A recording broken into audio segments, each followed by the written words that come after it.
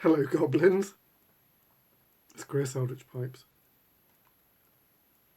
It's an episode of this week's Pipes and some other things.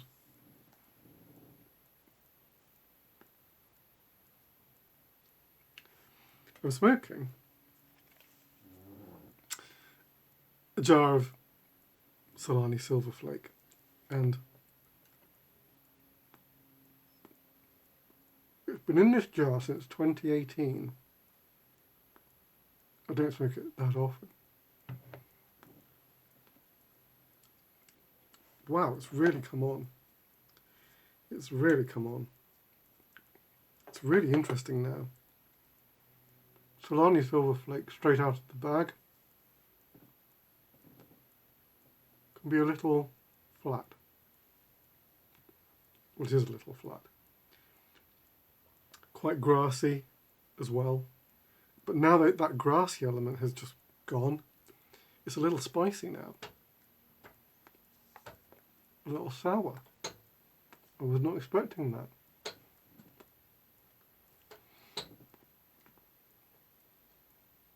Thoroughly delicious.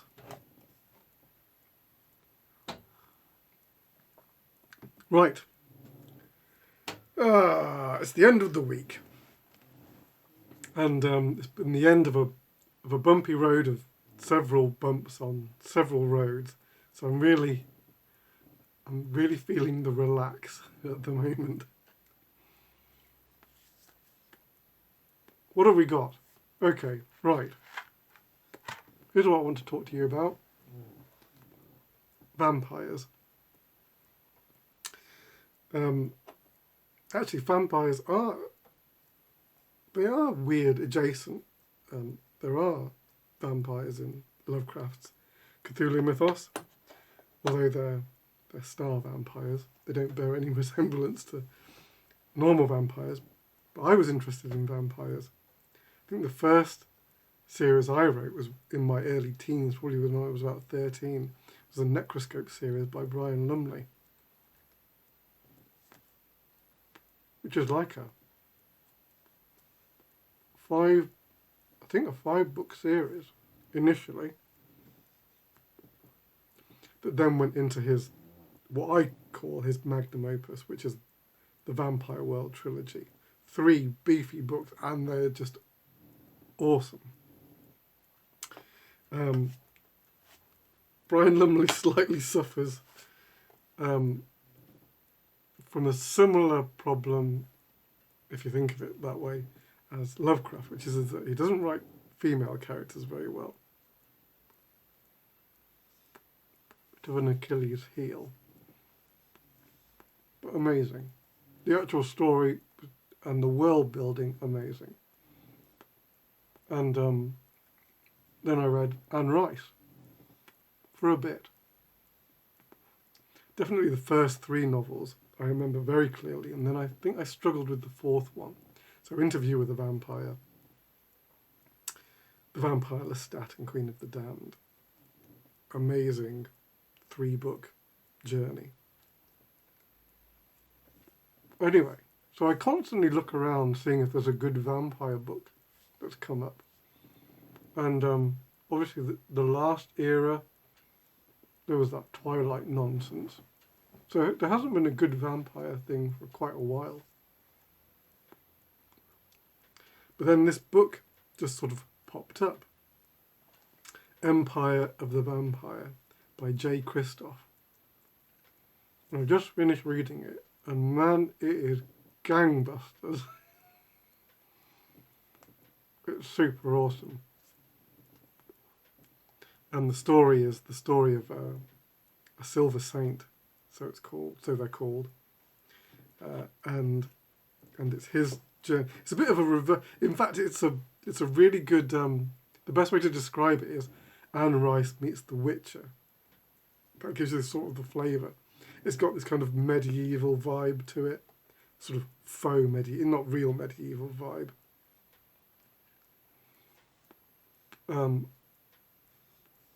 With a reverse Interview with the Vampire. In this book, it's the vampire doing the interviewing, although the Silver Saint is a half-breed. But the characters, the story and the world, I just thought was amazing. He does... Sometimes his writing, J. Christoph's writing, is sounds a little bit fanfic, if you know what I mean. But I was just completely absorbed with the characters and the world, and the story is just amazing. He's telling like 3 different stories, I think. So like when he first became or realised that he was a half-breed. Then another story when he's training to be a Silver Saint. And then another one when he's older and trying to help some friends. And then, of course, the current timeline in which he's being interviewed in a jail cell. So there's a lot going on. I like stories within stories. And it's great. It's really great. So if you like vampires, I can really recommend Empire of the Vampire. The sequel has just come out, which I'll be starting next week, Empire of the Damned. Really looking forward to it.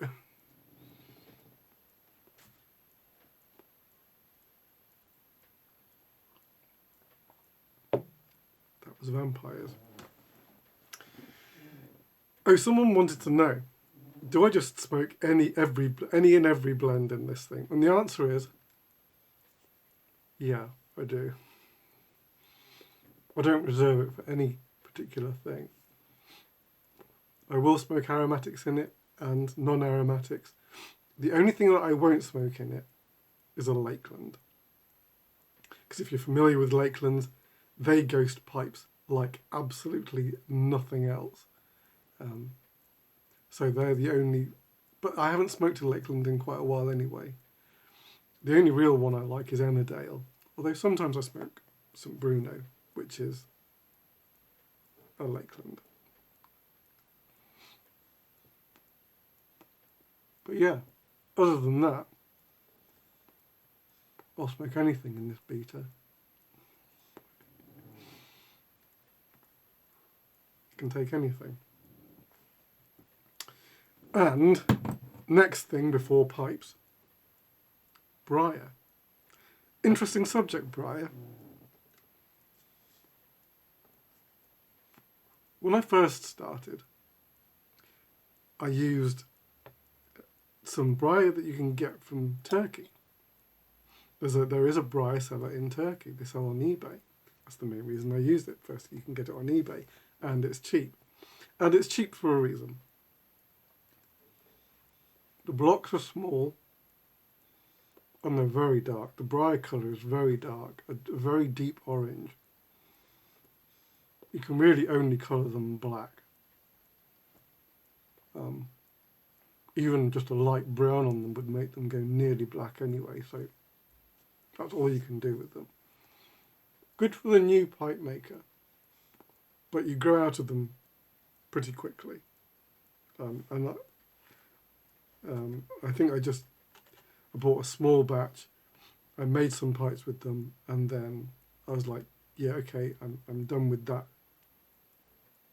quality of briar. I need better and bigger.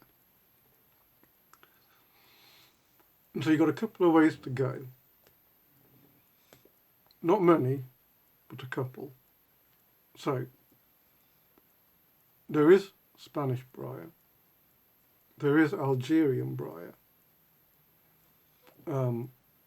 But mainly Italian briar. I have had some Spanish briar, but I didn't have a great experience with it, so I never bought any more.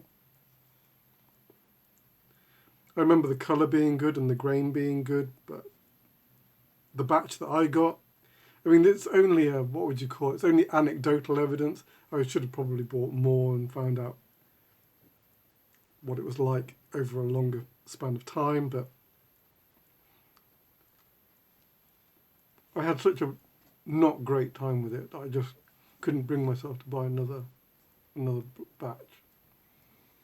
I bought Algerian briar. The supply is very sporadic. Algerian briar is very hard and quite heavy.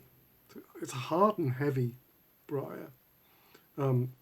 It can have utterly amazing grain, like just stupendous grain, just really tightly packed grain, just phenomenal grain. But again, the blocks are smaller and quite prone for pitting. I mean, all briar is prone for pitting, but you know, you can accept a certain level, and then after a certain point, it starts to grate on you. And Algerian briar, it was so good in terms of grain that I did buy a couple of batches, but after the last batch, I was kind of done with it. If you could go and hand pick the blocks, it might be worth it. You know, go, oh yeah, that block, but no, not that block. That block, not that block. That might be good, but you know, don't go to Algeria. So, Italian is the way I go. And I buy my blocks from Mano, not to be mistaken with Mimo. And this is the kind of stuff that I buy. This is just medium-sized plateau, and the quality is extra, which is the best quality that you can get. Mimo do a fourth grade, and apparently it's wonderful. It's quite expensive, and Mimo's sizes are a bit smaller, and so Mimo doesn't really work for me. Doesn't work with the way that I work. If you're making high-grade pipes from dusk till dawn, then Mimo is a great source, because that's what you want. You want guaranteed clean as much as possible, guaranteed great grain as much as possible, and are willing to pay for it. Yeah. But it doesn't work with the way that I work. I need bigger blocks, ideally good grain, ideally very clean. And the extra gives you that. So that's what I do. I'm trying to think if I've missed anybody out. No, I think that's about it. All right. Let's look at some pipes. I'm excited to show you today's pipe that's available, but we'll talk about that when we get to it. Let's have a look at the commissions this week.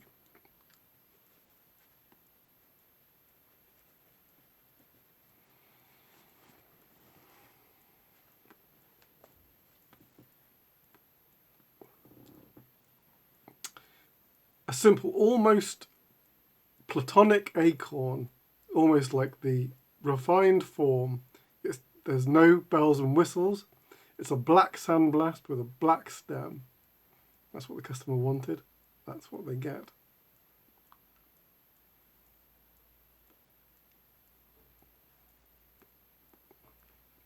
Obviously, with a black sandblast, what you're really just highlighting the texture.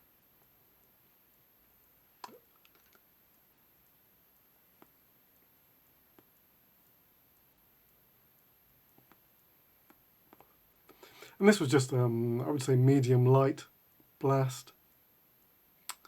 It was kind of, some blocks really yield to a sandblast. and some blocks don't. It is just the way of things. It makes pipe makers go spare sometimes and sometimes jump with joy, depending on the thing you get. You got a process and you use it and it just yields different results on different blocks. Full shuttle stem. Black resin stem.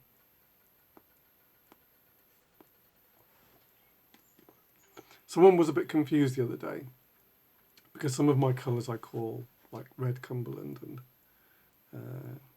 moss Cumberland and things like that. And they said, oh, could you make the pipe using your resin? And I was like, it's all my resin. The Cumberland isn't Cumberland, the colloquial term Cumberland, which we tend to use for just the pattern. But obviously most pipe makers are referring to a vulcanite material, and I'm not. I only make stems with my resin. I have a small bit of Japanese green Cumberland left, but I don't know when, if ever, I'll ever use it again.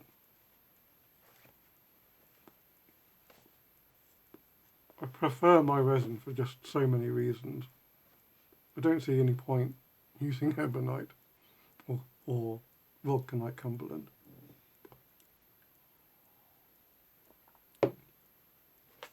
This next one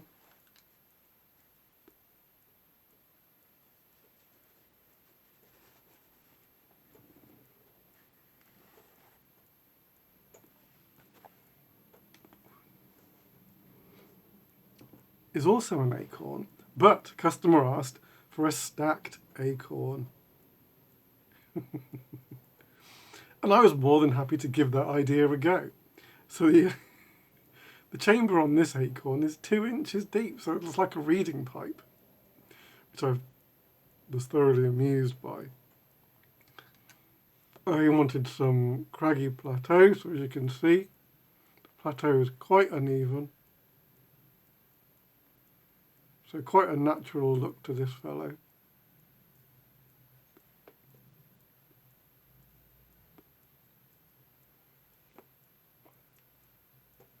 Earth and ivory stem. He asked for it to be just about more ivory than earth. So I took it from the opposite end of the stem, the bottom end of the stem, which is where the ivory can collect. And so you can see there's no like really big bits of earth. I would say sort of it's a 50-50 mix, but there's quite an awful lot of ivory in that mix.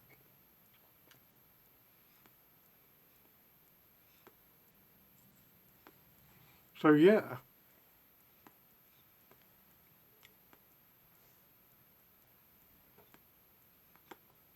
I was kind of surprised at how well the tall bowl worked on the acorn. Obviously its shape has been slightly elongated and whatnot, but I was wondering how it would affect the overall sort of aesthetic. But I kind of like it.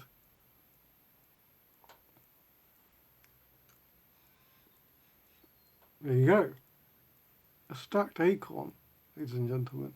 In a Cumberland, in a dark chocolate sandblast. Nice match.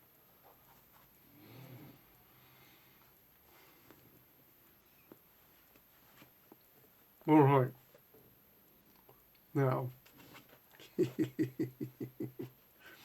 last week I talked about I had an idea for a monster pipe. The only thing is I've not settled on the name, but it's like one of the names, and I said, Steph, what do you think to this name? Blackthorn Fang Petal. Because I wanted the word fang in there. And she went, no, what about the Blackthorn Bloom? And I went, yeah, could be. What about the Poison Bloom? maybe I should stop worrying about the name for a bit and show you the pipe.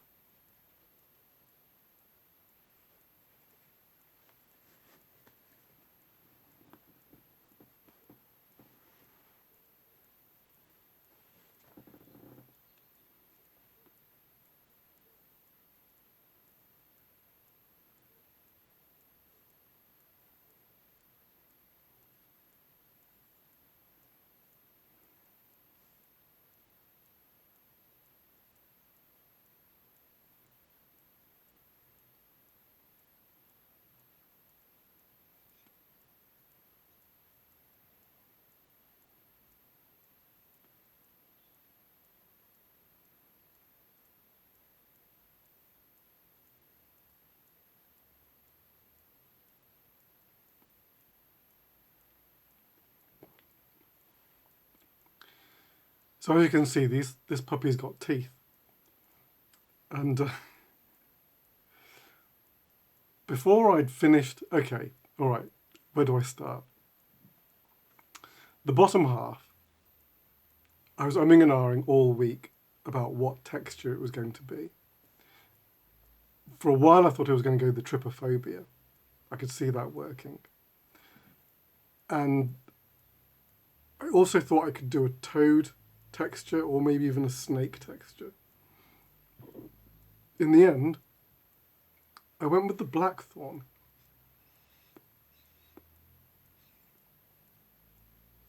It just seemed to, it spoke to me. Then of course, it has the ring of fang-like parts, which I did like a sunburst effect on. So like there's like a bunch of like a bunch of techniques used on this guy. I know it looks red. It's actually deep orange, going from like nearly black through dark orange, mid-orange, through to yellow. So it really is like a sunburst effect, which I'm just really pleased with. I think it really communicates that sort of poisonous effect. All right, down you go.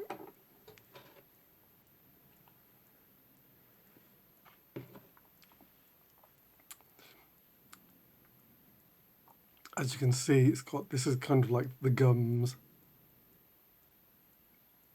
I had a kind of like almost a vision of a, like, do you know like the lamprey?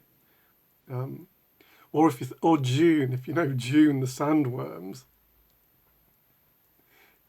There's that kind of vibe going off. But anyway, so there you go. What am I going to call it?